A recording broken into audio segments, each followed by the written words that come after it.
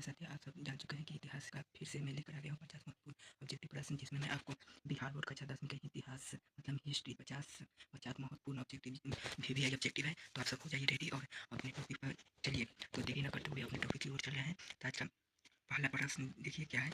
आज का पहला प्रश्न भारत में औद्योगिक की शुरुआत सबसे पहले उद्योग से हुई, किस उद्योग से हुई? लाहौर एवं अस्पताल उद्योग, सूती वस्त्र उद्योग, चीनी उद्योग, सीमेंट उद्योग। आप सब बताएंगे कि सबसे पहले कौन उद्योग हुआ था। आप सबको मालूम है कि सबसे पहले हुआ सूती वस्त्र उद्योग। चलिए हम दूसरे प्रश्न की ओर चल रहे हैं। दूसरा प्रश्न भारत में पहली रेलगाड़ी कब चली? भारत में मतलब ट्रेन का पहले कब चला तो आप सब जानते होइएगा 1848, 1853, 1857, 1861। आप सब बताइए कि पहली रेलगाड़ी कब चला। तो इसमें का सही करेक्ट आंसर हो जाएगा आप लोगों का। करेक्ट आंसर हो जाएगा बी 1853 ईस्वी में भारत में पहली बार रेलगाड़ी चली। चलिए हम तीसरे प्रश्न की ओर चल रहे हैं।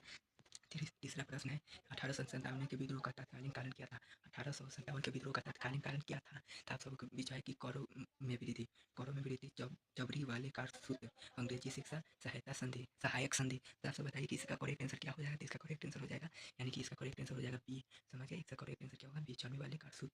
यही यही 1800 विद्रोह का कारण था। चलिए हम चौथे प्रश्न की ओर चल रहे हैं। चौथा प्रश्न है भारतीय राष्ट्रीय कांग्रेस की स्थापना कब हुई थी? तो ये तो इंपॉर्टेंट है, तो आप सब याद कर लिए होंगे। चलिए फिर भी मैं ऑप्शन बता देता हूँ। ऑप्शन बता दो 1885, 1880, 1890, 1905। आप सब बताइए कि इसका करेक्ट आंसर क्या हो जाए। इसका करेक्ट आंसर आप सब जानते होइएगा या नहीं जानते तो याद कर लीजिए या लिख लीजिए। इसका करेक्ट आंसर हो जाएगा 1885। समझिए? तो इसका करेक्ट आंसर हो जाएगा 1885। चलिए हम पंचम प्रश्न की ओर चल रहे हैं। भारतीय राष्ट्रीय कांग्रेस की प्रथम अध्यक्ष कौन थे? भारतीय राष्ट्रीय कांग्रेस प्रथम अध्यक्ष कौन थे? तो आपको मालूम होगा कि महात्मा गांधी, एपीजे हेमचंद, डब्ल्यू.सी. बनर्जी, दादा भाई नौरोजी। तो सब बताइए कि इसका पहली अध्यक्ष प्रथम अध्यक्ष कौन था? इसका प्रथम अध्यक्ष आपको मैं बता दूं, करेक्ट आंसर इसका हो जाएगा सी, डब्ल्यू बनर्जी। समझिए? इसका करेक्ट आंसर हो जाएगा सी। चलिए हम छठे प्रश्न की ओर चल रहे हैं। छठा प्रश्न है कि बंगाल का विभाजन किस वर्ष में हुआ? बंगाल का विभाजन किस वर्ष में हुआ? 1903, 1905, 1907, 1911। तो आप बताइए कि बंगाल का विभाजन कब हुआ? तो बंगाल का विभाजन करेक्ट आंसर हो जाएगा 1905 ईस्वी में हुआ। इसका आंसर करेक्ट हो जाएगा बी। चलिए हम सातवें प्रश्न की ओर चल रहे हैं। सातवां प्रश्न है स्वदेशी आंदोलन का मुख्य उद्देश्य था। स्वदेशी आंदोलन का मुख्य उद्देश्य क्या था? विदेशी वस्तुओं का बहिष्कार करना, अंग्रेजी सहायता करना, कर बढ़ना, सेना में भर्ती होना। इसका विदेशी आंदोलन का मुख्य उद्देश्य क्या था? विदेशी आंदोलन का मुख्य उद्देश्य करेक्ट आंसर हो जाएगा ए नंबर, विदेशी वस्तु का बहिष्कार करना। चलिए हम अंतिम प्रश्न की ओर चल रहे हैं। अंतिम प्रश्न है चंपारण सत्याग्रह का नेतृत्व किसने किया? चंपारण सत्याग्रह का नेतृत्व किसने किया? ऑप्शन है सुभाष चंद्र बोस, महात्मा गांधी, जवाहरलाल नेहरू, सरदार पटेल। तो आप सब बताइए कि चंपारण सत्याग्रह का नेतृत्व किसने किया? तो इसका सत्याग्रह का नेतृत्व महात्मा गांधी थे। तो आप सब जानते होइएगा महात्मा गांधी थे। बी नंबर करेक्ट आंसर हो गया। चलिए हम नौवें प्रश्न की ओर चल रहे हैं। नौवां प्रश्न है जलियांवाला बाग हत्याकांड कब हुआ? जलियांवाला बाग हत्याकांड कब हुआ? 1917, 1918, 1919, 1920। तो जलियांवाला बाग हत्याकांड कब हुआ? आप सब बताइए। थी जलियांवाला बाग हत्याकांड हो गया 1919 में।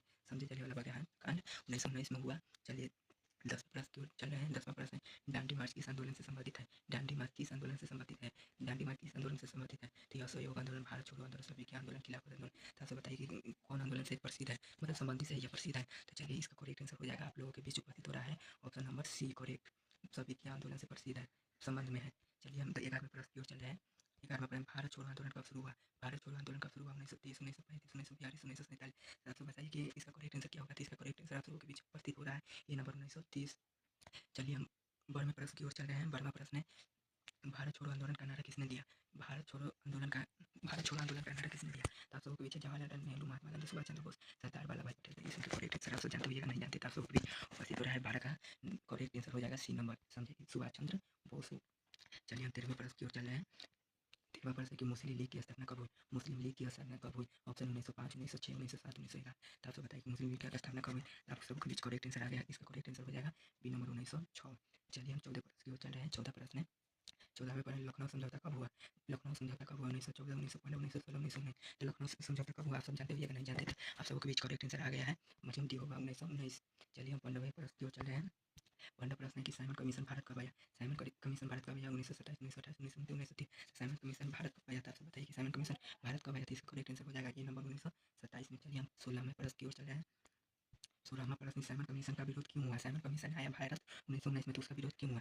साइमन कमीशन कर बढ़ाने के कारण इसमें कोई भारतीय सदस्य नहीं था, अंग्रेजी शिक्षा के कारण, सेना में भर्ती के कारण। तो आप बताइए कि 16 नंबर का करेक्ट आंसर क्या हो जाएगा। तो इसका करेक्ट आंसर हो जाएगा अंग्रेजी शिक्षा के कारण। समझिए? इसका करेक्ट आंसर हो जाएगा अंग्रेजी शिक्षा